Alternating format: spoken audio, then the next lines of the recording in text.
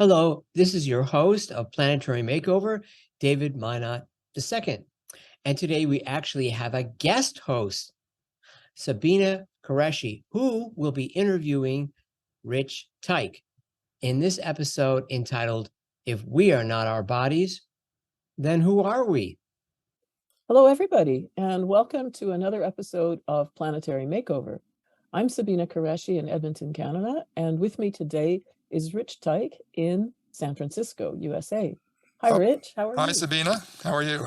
I'm good, thanks. Nice to be here with you.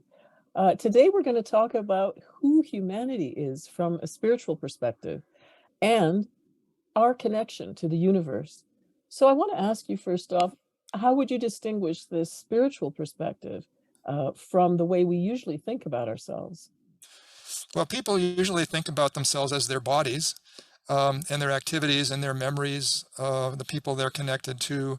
But if they begin to think about who they are in terms of a religious perspective or a spiritual perspective, then there's much higher aspects of ourselves.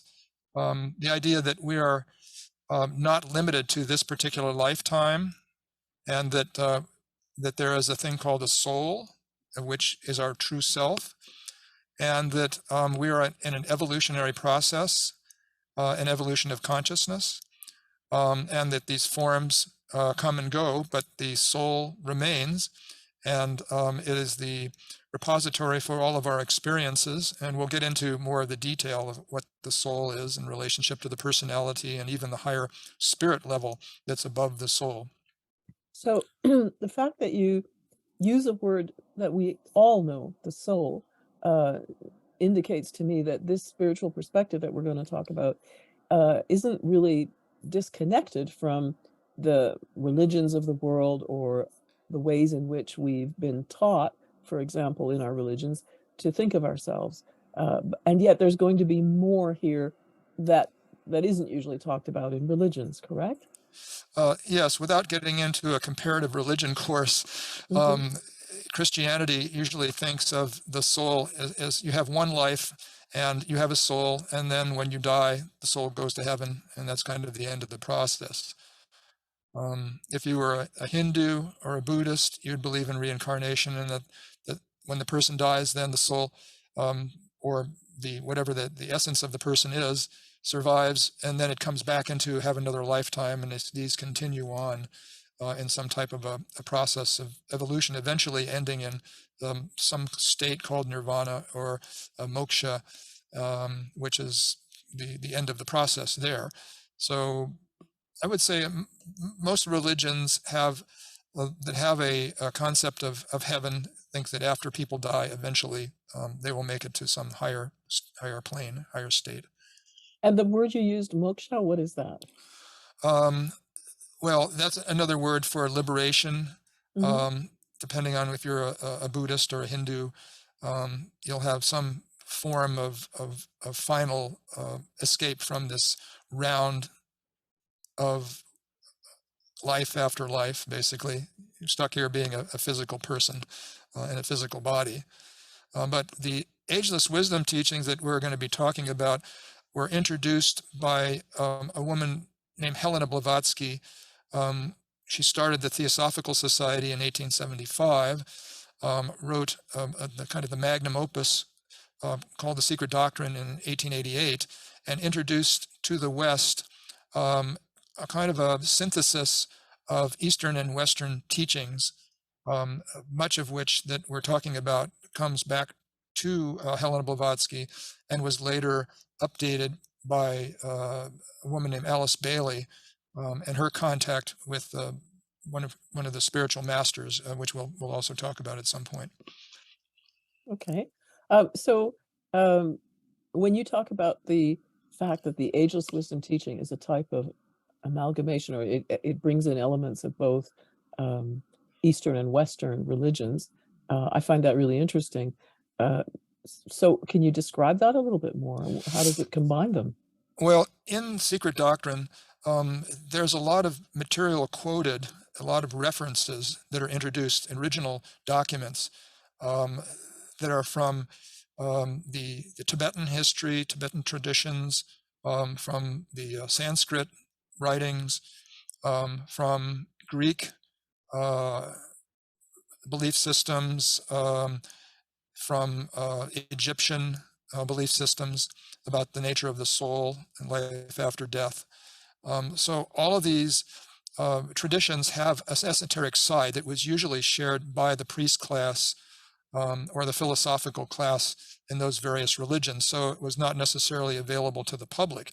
So what was shown in the secret doctrine was the commonality of themes throughout these various traditions, these esoteric traditions, and that there was a group of spiritual beings who are members of humanity but had attained some point of enlightenment, and that they were the keepers, a repository for this ageless wisdom teaching that is passed down, but now is being made public for the first time because the public is able to understand some of these ideas which were too abstract before. So I like the idea of the combining of the East and the West, and seeing what's universal in these different ways of thinking, and how they're actually similar. I mean, how they are really talking about the same thing. Yes, there's one spiritual reality, there's one spiritual teaching, but it takes different forms depending on what culture and civilization it's manifesting through. Yeah, that really makes a lot of sense. My personal history is that I'm from a family in which one parent is comes from a Muslim background and one parent comes from a Christian background. And so as a child already, I was grappling with or thinking about these different kind of traditions and wondering to myself, which one's correct? Is one of them the right one and the other one the wrong one? But that didn't really make sense to me. I mean, how could that be? And so, sure enough, it's not a question of right and wrong, but rather just looking at things in a perhaps a wider perspective. Yes, I think that's what's happening today is people are achieving a more wider view of the world. They're all connected. They can see through the media that we're all basically we're one humanity. Yeah, We have to get over our differences, but through this media, we're actually able to see people's differences more than we had before, get more of a detailed understanding of them. But then we're also seeing that everybody is connected and we're one planet. And so right. that awareness is growing. Yeah. Yeah. Well, I'm going to bring up this slide that we have that just shows in a very, very simple way, perhaps, excuse me, what you've started talking about, which is the idea that we are made up of more than the soul. I mean, the soul is the word or the idea that we're familiar with already from our main religions. But you mentioned briefly earlier that there's something even higher than the soul, or beyond the soul. Can you talk a little about that? In the ageless wisdom teachings, one of the fundamental concepts is the relationship between what is called spirit and what is called matter. And the combination as there's a higher idea that there's finer and finer grades of matter, and that is what we would call spirit, but it also has qualities that we would call feelings. It has ideas, and these all exist on these higher dimensions. Humanity is actually on all these dimensions and as an aspect of itself on these higher dimensions. That when this cosmic process of spirit descends into matter, the result is awareness, is consciousness, is mind. So when we see this spark of God, that represents the spirit aspect in an individual, and then the matter aspect down at the bottom is the vehicle, which consists of a personality, which is mental, emotional, and physical. And then there's an intermediary, which we call the soul, the causal body, the higher self. And in this evolutionary process, there is two separate areas of matter and spirit, but as spirit descends into matter, it needs to have an intermediary process to link the two with the vehicle we call the personality. So over this process of thousands and thousands of lifetimes, the matter aspect, and in a physical sense where humanity is concerned, we started off as early animal man, where there's basically three lower kingdoms, the mineral kingdom, the vegetable kingdom, the animal kingdom. And humanity evolves out of the animal kingdom to produce a fourth kingdom, the kingdom of humanity. And in that process, there's a constant reaching upward to some higher level of manifestation. So that's what we would call evolution of form, or evolution, in this case, evolution of consciousness.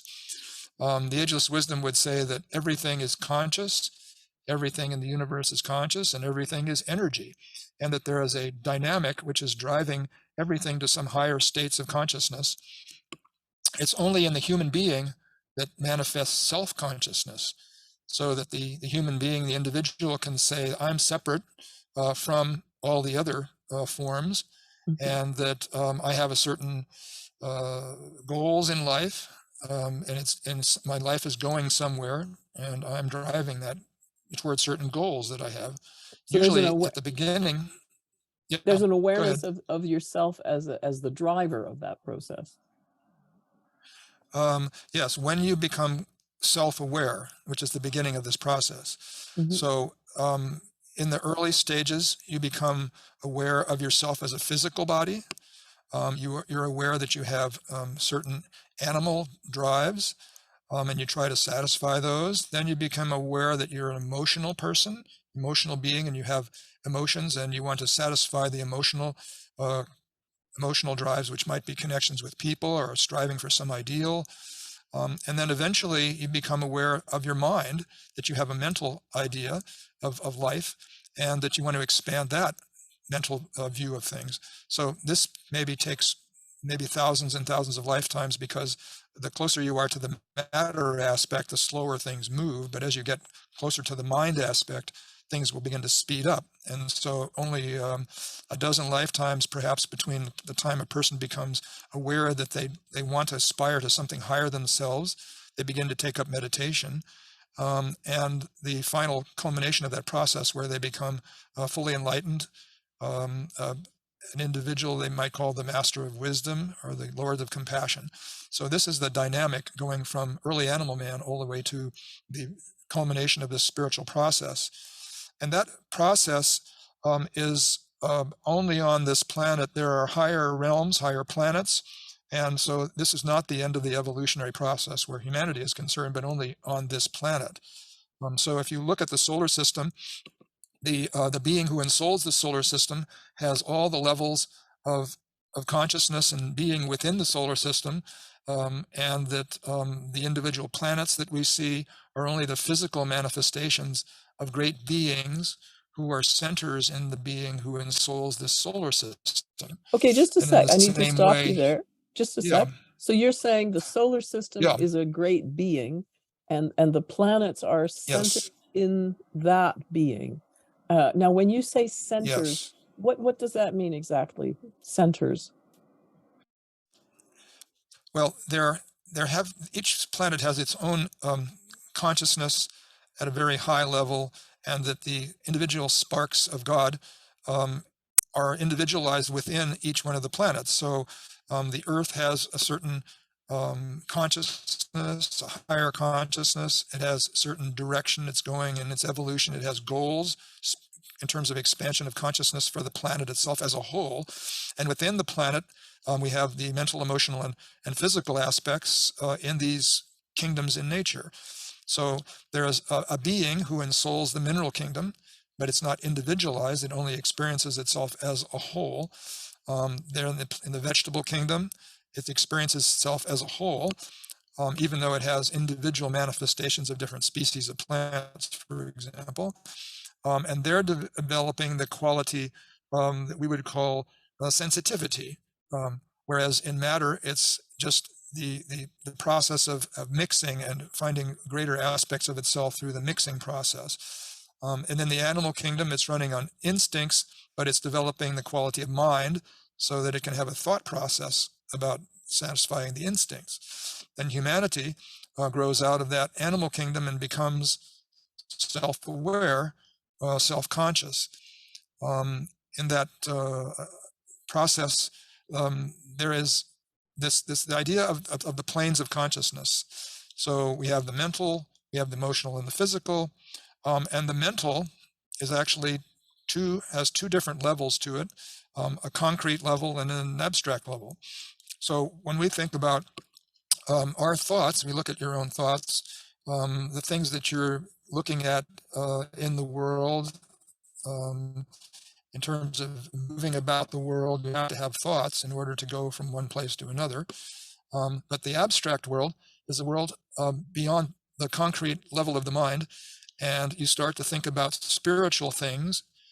You start to try to understand the nature of the universe. You try to understand the nature of yourself and your relationship to the universe. So those are abstract thoughts.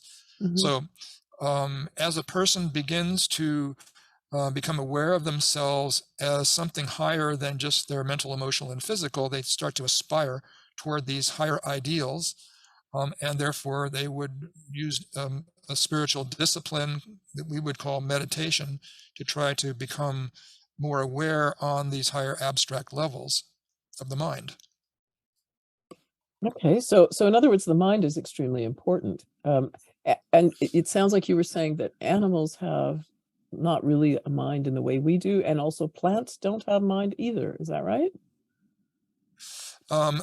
They don't have a mind in the same way that human beings do, Mm-hmm. because they don't have individualized consciousness. There is a being Mm-hmm. who ensouls the vegetable kingdom in the whole solar system, and manifests individually on planets. So there's a vegetable kingdom on each planet, but we're the only planet that has life. We would call it life manifesting in the dense physical. So when you look around the solar system, you don't see life as we know it on any of the other planets, because in this, you can see in this diagram, there's 7 levels of the physical, but we don't see the higher 4, what are called the etheric levels.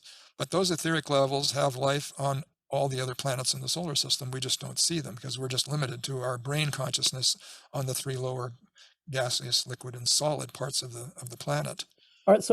Is there life on the etheric levels on Earth as well that we don't see? Yes, everything on the planet has etheric levels to it.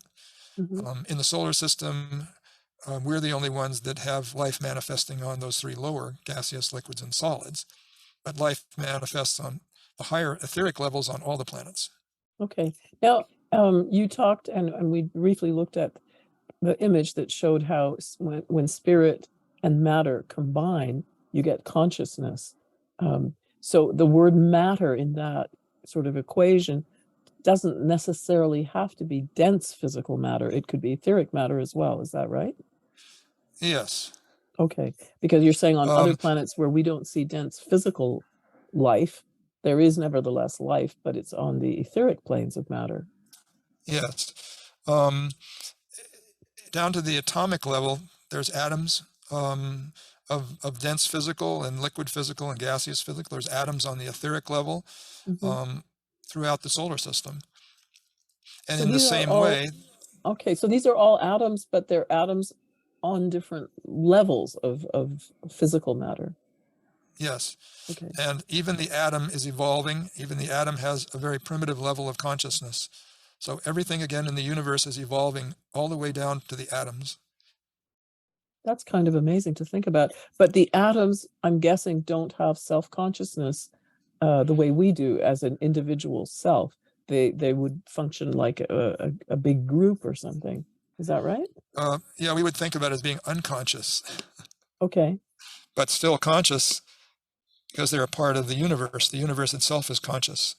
So when you use the word, yes, exactly, gradation. So when you talk about consciousness, it's all about gradations. And I'm just going to show this next picture here.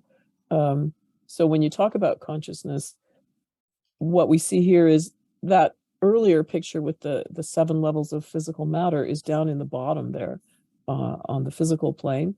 But there's these other planes, and so consciousness can exist at any of a multitude or myriad of levels or planes or gradations, right? Yes. If everything in the universe is conscious, it just manifests at some level of consciousness. Mm-hmm. And then what's unique about the human beings is they manifest self-consciousness. They're aware of themselves as separate entities.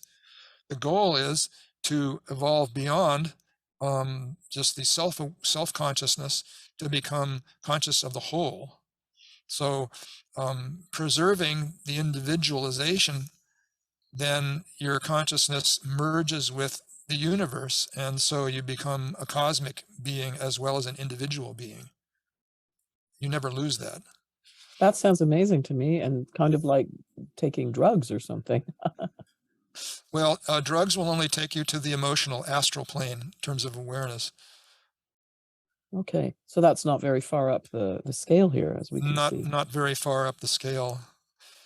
But Right. for some people on the spiritual path, it Mm-hmm. introduces them to this idea of other levels of consciousness, other types of consciousness, which we are all part of, but our Mm-hmm. normal brain consciousness in everyday life is not aware of those. Okay, so when you talk about everyday life, that's when we're busy at our job, or grocery shopping, or dealing with the here and now in the physical Yeah, world. it's Yeah, the mundane world that right. we're all a part of. So when you become interested in pursuing the spiritual path, then you have to put an aspect of your life aside for focusing on that, Mm-hmm. which takes you outside that normal realm, and it's a mental world. So you don't have to be moving about. Right, Um, you can be in meditation. You usually don't do a lot of moving. You're physically sitting there and you're focusing on some higher aspect of yourself that's usually above your head or somewhere in your head. There are the subtle centers in the head which correspond to these higher levels of abstract mind. right. And I guess when you're meditating, as you said, you're not moving about, and you may, in fact, simply not be aware of your physical body at all. Yeah, in certain disciplines, for people on the path, they first have to even start to become aware that they have a body. That's one of the things that you start off with the mindfulness types of meditation, is Uh-huh. just being aware that you can move your attention from one place to another. Most people don't even realize that they can move their consciousness for somewhere, with their own intention. So that's the beginning of the process, is you're able to see that you can move your attention or your awareness. So when you talk about this being aware that you can move your attention, is that referring to yoga of some type, or what would that be? You could call it yoga. Uh-huh. That would be a Sanskrit term, Mhm. but there's different types of words that you would use to represent meditation. We call meditation in the West. Mhm. Okay. And so now to talk about who humanity is. So you're saying all of us, every single one of us, have all these different levels of ourselves, or we're existing on all these different levels. But our awareness, excuse me, our awareness is the thing that is, well, can I say this correctly? Uh, so our awareness is where, depending on where our awareness is, that's what we will be aware of. So if your awareness is on the physical plane, that's what you're aware of, is the physical plane, the things in the physical plane. But your awareness can be in different places. So for example, you could be feeling sad, for example, and be sort of engulfed by that feeling, or be filled with an awareness of that feeling. So at that point, your awareness is on the astral plane. Am I saying it correctly? Um, yes, one of the insights that was introduced from Eastern teachings is the relationship between the self and the not self. So you begin to realize that you are not the physical body, and you are not the emotional body, and you're not the mental body. You're something higher than that, that manifests through those bodies, but that is not your true nature. So that's the insight. The spiritual insight is that you are something higher than the mental, emotional, and physical, and that is the soul. And that through the evolutionary process, the soul is acquiring experience through these lower mental, emotional, and physical bodies. Now, in the Ageless Wisdom teaching, there is a repository for all your experience on a mental, emotional, and physical level. And the term that they give for those is permanent atom. So there's a physical permanent atom, an emotional permanent atom, and a mental permanent atom, and that acquires all the experience that you have, and it's never lost. And then the intermediary body of the soul is building based on the experiences from those three levels through these permanent atoms. And so in this intermediary between the lower mind and the higher mind, on the lowest of the three planes of the higher mind, there is a body which is called the soul body or the causal body. And it is connected directly to those three permanent atoms, the mental, emotional, and physical. And if there's anything that's useful, we would call wisdom that's acquired through those experiences, then that becomes a part of this causal body. So eventually, the causal body, which can be seen as a vast lotus with 12 petals, it will then begin to fill out in terms of color and vibration and energy. It'll fill out those petals and it will start to become radioactive over a period of lifetimes. But the person, if there's no awareness, then there's no experience to be gained.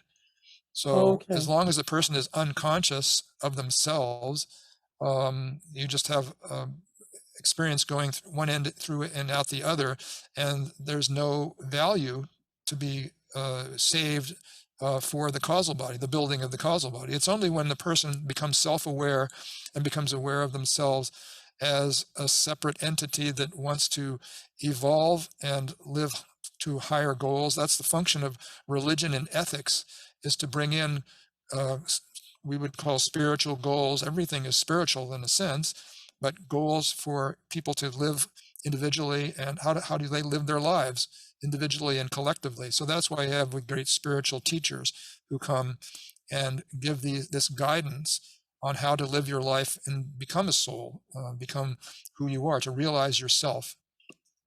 So can I ask you, you talked about these permanent atoms. So in this particular image that we're looking at here, would the three orange dots in the section of the lower self or personality, do those represent the three permanent atoms that are the repositories of our experience on those three planes?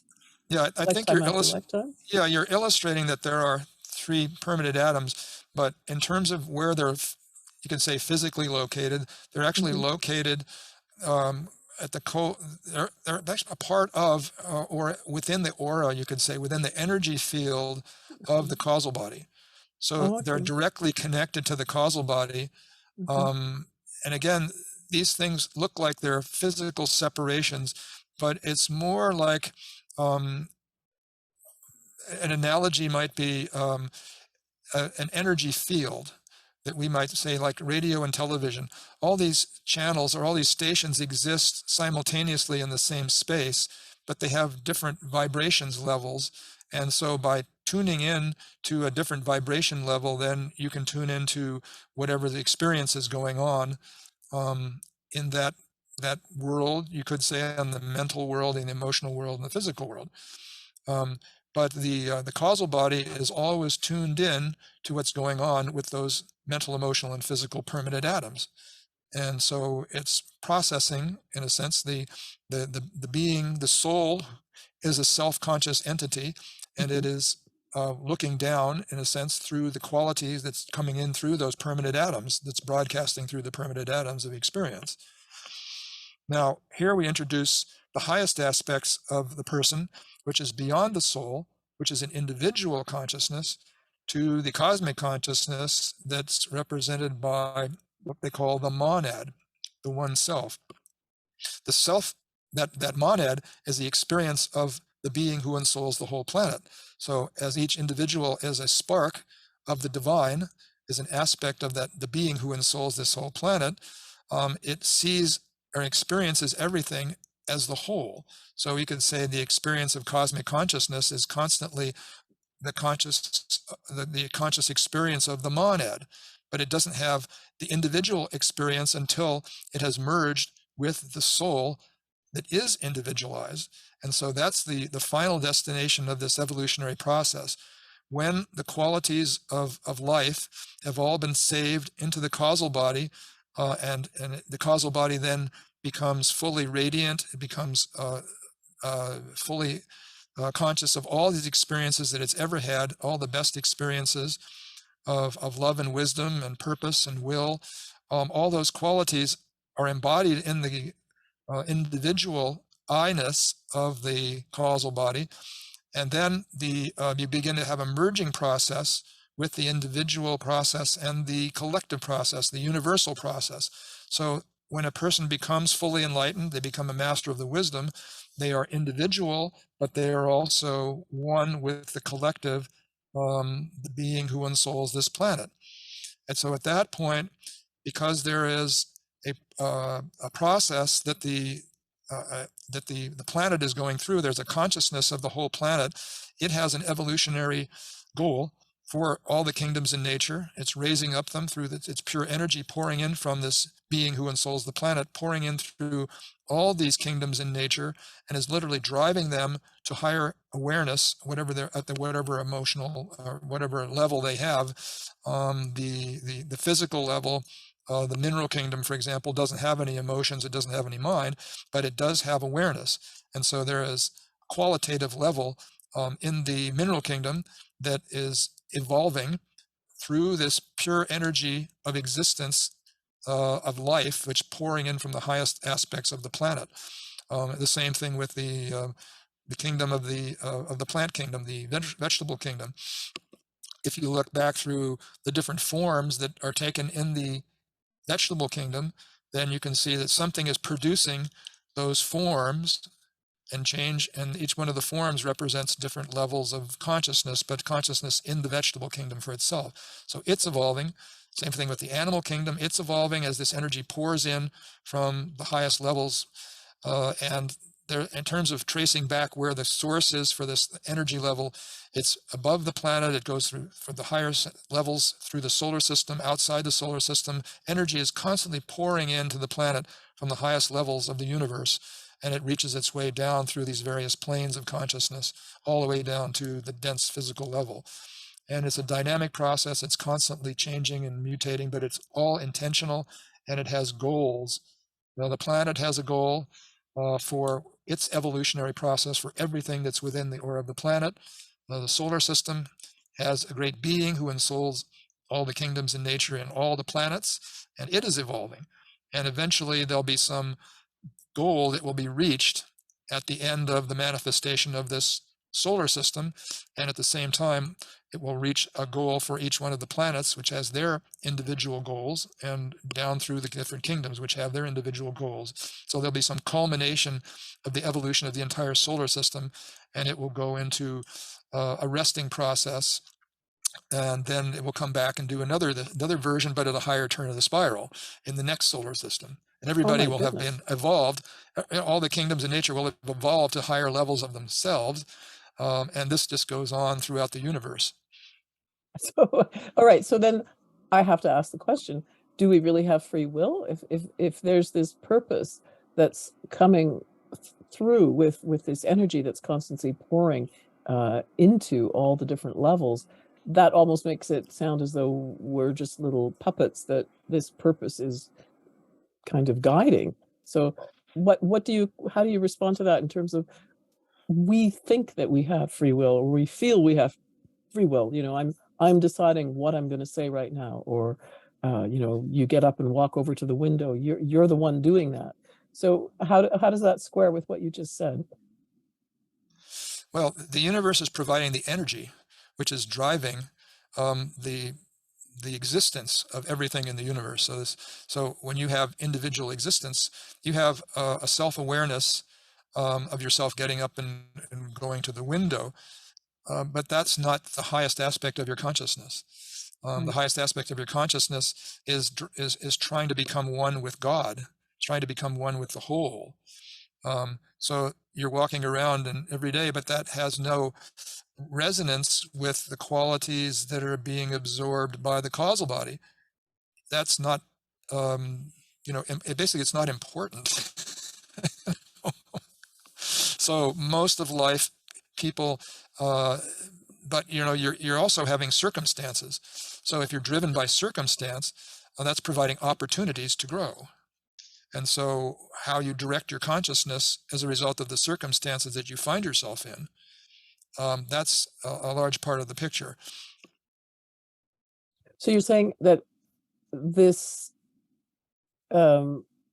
awareness that we have on the physical plane of ourselves as separate individuals, responding to circumstances or creating things or generating our lives, that's just that level of consciousness, and that on higher levels of consciousness we have other purposes that we may not be aware of. Is that sort of how you, is it in a Yeah, nutshell? what you do is you make choices. So when you're given certain experiences, that you're in the middle of certain experiences, you have a choice. If you're self-conscious and you're aware that you have choices, then you can choose to follow one thing or another. You can either sit and not do anything with your consciousness, but you're going to be doing things that the animals would do too.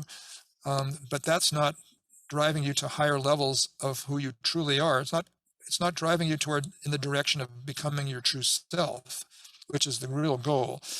But it takes many lifetimes of having experiences where you have pleasure and pain, and eventually deciding which one you want to go, what direction you want to go.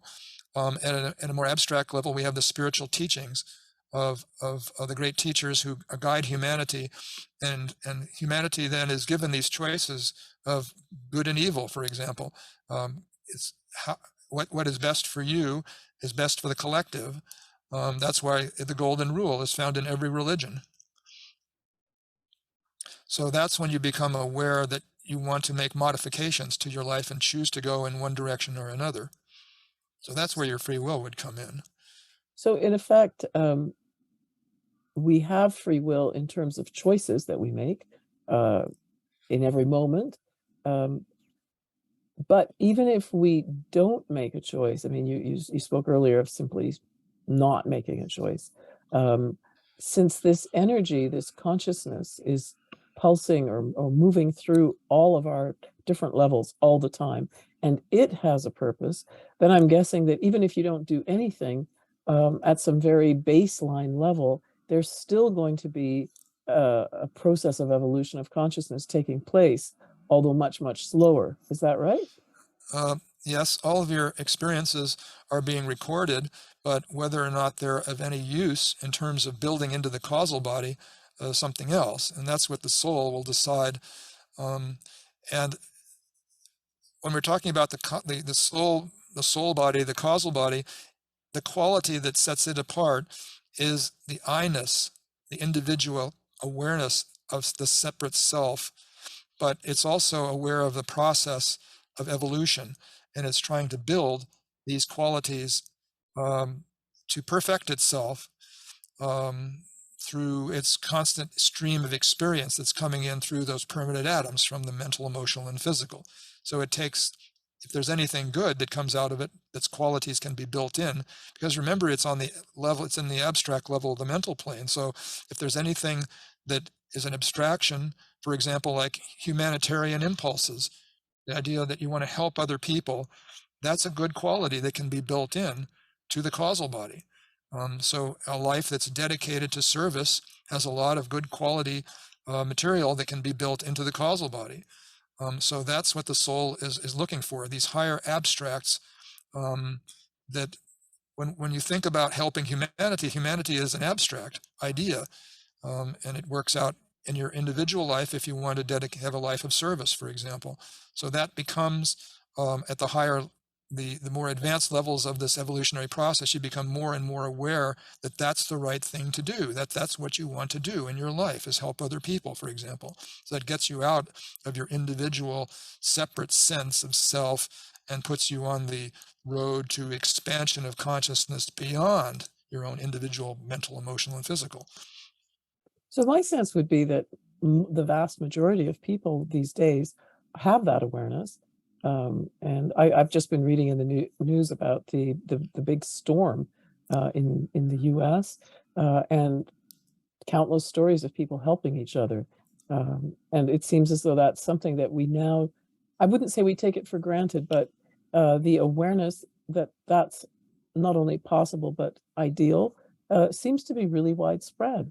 And when people don't take action to help each other, then in a general way, there's a sense of a condemnation of that, or of a sense that that's wrong.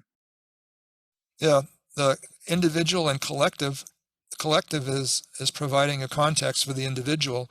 So when you see individual experiences that people have, they're setting examples for people that want to go in one direction or the other. You know, they're people that don't want to move, they don't want to change the way that they've been doing things in the past. Primarily selfishness versus humanitarian ideals. So that's really what humanity is being faced with now, that it's evolving as an individual and it's evolving as a collective. But each individual makes the decisions on how they want to live their life and what their goals are. So there's you could have spiritual goals and material goals. Right, that makes sense. So now, you just until now we've been talking about everybody being at different levels of consciousness depending on their stage of evolution, right? Yeah. And so that in this next picture, that would correspond to the bottom kind of band there in green. 8 billion people at varying points of evolution of consciousness. So you talked about how we're striving, you know, from our higher levels of consciousness. There's this striving to become at one with the spark of God that we essentially are. So can you comment on this picture here when we're talking about these different, it's like a pyramid with different levels on it? Yeah, this is giving you a kind of a snapshot of how the planet as a whole, how humanity as a whole is doing in this evolutionary process. And you could probably say that we're not very advanced on this planet because the bulk of humanity, the vast bulk of humanity, has not evolved to the point where it's on the spiritual path. So the spiritual path could begin with this group called the New Group of World Servers, where they have these humanitarian ideals that they're trying to work out in their lives. They may not be, and probably not aware of a concept of the soul and of the monad, but they feel in themselves that they want to do something to improve the world. They want to make things better. They want to get outside themselves and dedicate their lives to doing something that's going to help people. And it's not necessarily your whole life, but you start off with maybe working in a soup kitchen or just helping your neighbor. These are all the basic teachings from the spiritual masters that have been given out down through the ages, because they're really talking to average people. The esoteric is for the people who are very close to the end of the evolutionary journey and looking for more detailed esoteric ideas, abstract ideas, to help them in the final few lives And so in what this does process. the word esoteric, what does that mean? You're talking about something being esoteric. Well, it's esoteric in the sense that it's hidden from sight unless you have the ability to understand something abstract. You can have books and books of great spiritual literature, but it doesn't make any sense to people unless they have some ability to understand and experience in themselves what we would call abstract ideas, ideas that are much bigger than your direct experience. So the teachings in the teachings of Jesus in the New Testament, they're reaching down to the everyday life of people to try to give them some idea of how a person can live their life. But there's many levels of how to interpret the New Testament. So you can have levels that are very abstract levels, spiritual levels, but other levels that come right down to everyday life. So that's the great beauty of a lot of the spiritual teachings, is that different people at different levels of development can gain something for their lives out of this spiritual literature. And so when you talked about the fact that the speed of the evolution of consciousness that initially it's very slow, and then as people get closer and closer to sort of an endpoint, but you're saying it's only an endpoint here on Earth. There's no endpoint, in fact, in the bigger picture. But as you get closer and closer to this endpoint on Earth, things speed up as you contact the mind, the mental plane. That's when everything speeds up. Is that correct?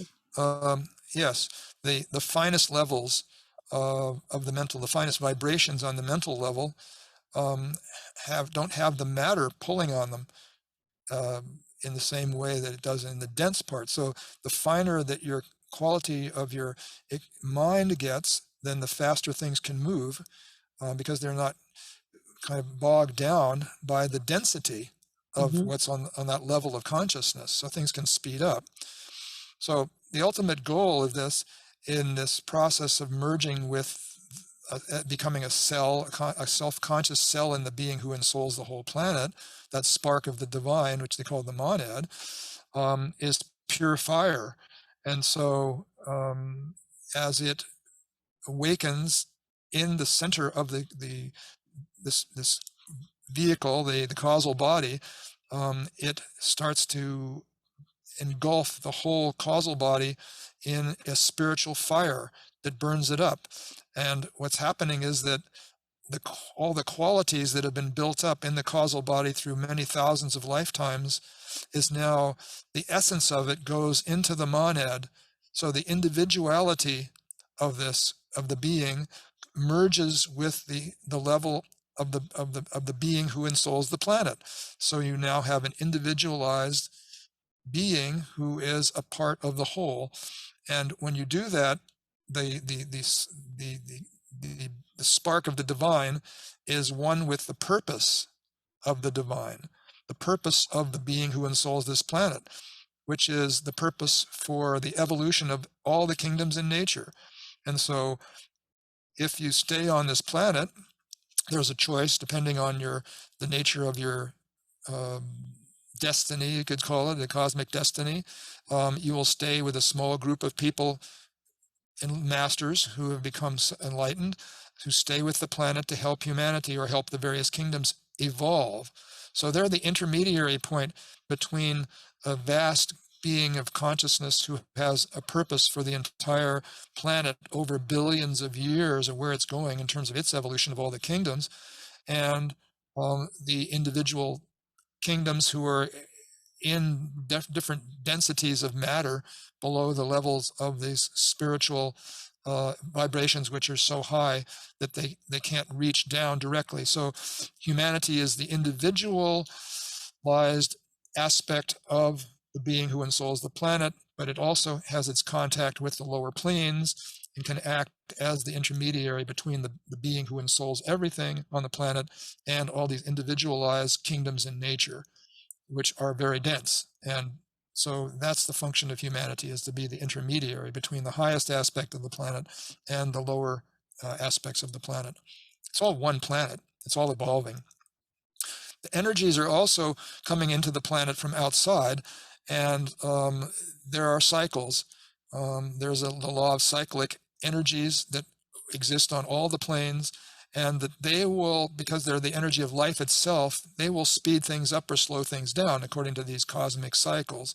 So what's happening now on this planet is the energies are speeding up. This energy of life is driving all the kingdoms in nature to some higher level, and it's happening much faster than people have ever experienced it in terms of their history. So we're seeing, why are all these things happening? The cataclysmic processes on the planet in all kingdoms is happening now because of cosmic forces which are pouring into the planet, which are driving the evolutionary process faster and faster. And it's difficult to adjust to these changes coming so fast. Usually things take a long time to slowly adjust to changes.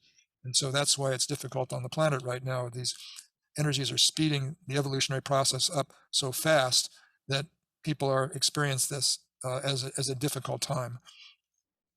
So you're saying, in effect, that the things that are happening in the world, which to us appear to be crises, well, they are crises, but you're saying it's not just that humanity has screwed up or made mistakes, but it's also this other factor these energies which are pouring in right now.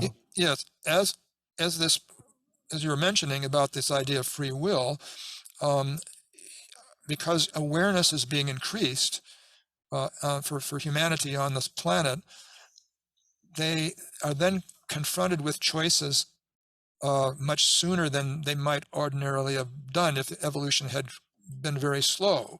So that's why life in that right now is about choice, about how we're going to live our lives individually, but also collectively, because humanity is now beginning to experience itself as a great being, one humanity. When they're talking about one humanity, and you make decisions about your own individual life and your collective life, and whatever influence you have to influence the change in the collectivity, either toward the past, the conservative past, or the humanitarian future, which we're building. So that's why things are going through this process right now.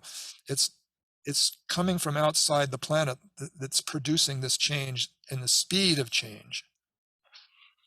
Okay, well, that's heartening to know, because I think it's easy to feel if you just read the headlines every day that everything's falling apart.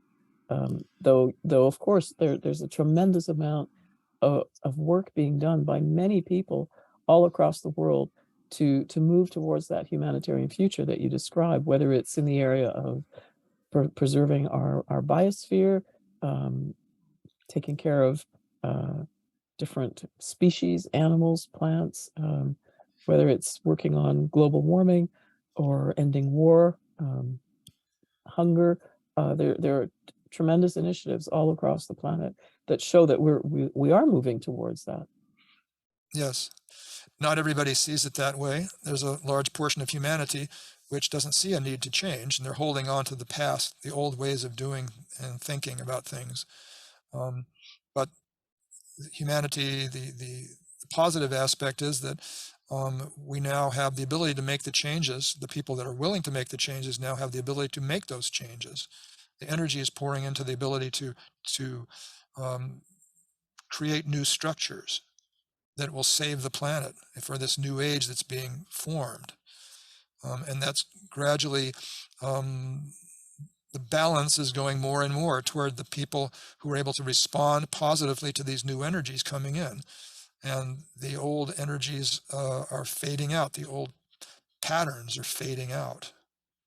So one thing that I wanted to comment on when you talk about that is I see a relationship here between what you said about the evolutionary process speeding up as we come into contact with the mental level and begin to use our minds because of it not being slowed down by physical, like dense physical impediments. So it's a speeding up.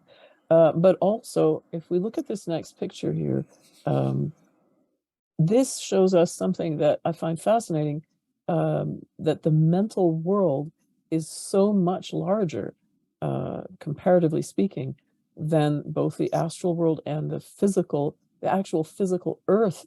I mean, that on this picture, that black dot, that's the actual planet, right? The physical planet. And the mental world, would that refer to, so are we also in that mental world, each of us? Like, is our mind living in that mental world, that much larger space? Yes. This might be thought about as what happens when you die and you leave the physical body, and now your body is aware on the emotional level. We're all restricted by our brains, and the brains are part of the physical world. And it's only when you reach the very final life or two lives in the spiritual path where your brain is able to register these higher planes directly. But you'll see them as worlds populated with people, and other kingdoms in nature have aspects of themselves there. So there's landscapes and there's planets and stars and suns, which we see in the emotional world. They're all experiencing as different types of desires. And so your desires can be worked out very quickly through thought. In the mental world, then the mind belt of the planet is full of ideas of all different types. And the masters are working on the mental world to produce new ideas that humanity can then grasp and try to actualize down on the physical level. So that's that process, and that is speeding up. But the world of ideas is much bigger than any of the emotional world or the tiny physical world. But it's And so also much finer. It's a finer matter, but it's much larger in terms of its expanse of fine matter. And there's worlds that exist on the mental world. Once you lose your astral body, you go into the mental world, and you can see a much bigger universe just inside the mental world of this planet. that's referring to this planet, yeah. Uh, And so you talked about the masters and how they are working to help this evolutionary process. They themselves are people as well, like we are, but they have simply evolved to a point where they're not limited anymore by the physical body or the astral body, or even the mental body, right? They've merged all of that into a higher level. yes, they can create, once you have reached that point, and the causal body has been merged, has been dissolved, has been burned up, and now is a content of the monad. The monad now is self-aware, but it's also aware of being one with the planet, the will of the planet, the purpose of the planet. And so everything that it does is to actualize the purpose of the planet. There's nothing else but the purpose of the planet. So that's the few masters who remain on the planet itself are helping with humanity or helping with the lower kingdoms. And they're providing ideas for humanity on how to make these positive changes that are needed in the world. And so the world is being flooded with new ideas, positive ideas on how to make these changes. Yeah. Well, I'd have to say, yeah, new ideas, definitely. And what's interesting is that so many of these new ideas seem to really be coming from the younger segments of our population. We've been perhaps brought up to think that you get wiser as you get older, but we also see that a lot of young people are bringing ideas in that really are providing a different perspective on what we could be doing or how we could be doing it. The process of reincarnation is done in group formation. So you have groups of thousands of souls that come into incarnation at one time, and they cycle through, and then they go cycle back out again. So we're having new groups of souls that are coming in, which have these higher levels of sensitivity that are a part of their beings. So they're immediately resonating with these new ideas and picking up on them. So it's part of the transformation of the planet as souls who are, because the soul takes a long time to get to higher levels. There are many millions and millions of souls who don't resonate at all with the new energies that are coming into the planet. And so they'll just not be a part of this planet. In their future incarnations, there'll be another planet that they'll go to, which is more accommodating to their level of development. So that's part of this evolutionary process. It's not just in humanity, it's all these higher planes, all the souls, the new monads are coming in. It's all part of a larger transition for the planet as a whole. So it helps to get a larger view of what's going on the planet and what the planet is.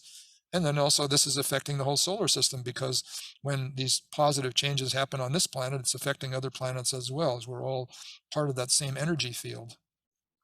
Well, I love that perspective. I think it's very inspiring, and it really makes you feel a sense of hope. And I think that's very important. We need to feel hope. It's a powerful motivator.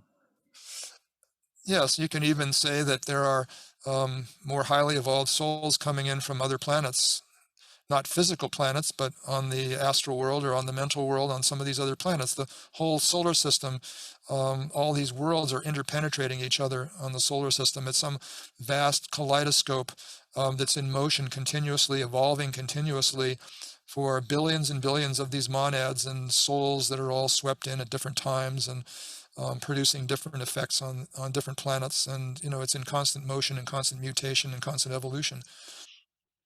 Yeah, it's wonderful. Well, thanks so much, Rich. This has been extremely enlightening, and I look forward to more conversations with you as we go further into all of these different kind of perspectives and ideas. So I look forward to that at a future moment. Okay, well, thank you, Sabina. It's been a lot of fun. It has. Bye-bye, everybody. Bye-bye.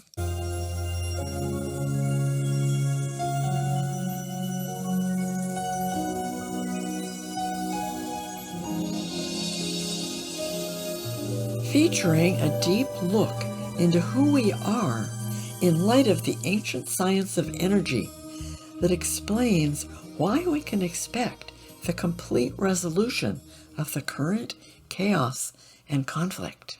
It's interesting that our progress in astronomy in the last 100 years has opened up the universe, at least for our conception of the universe, tremendously. So that's a part of the expansion of consciousness of humanity.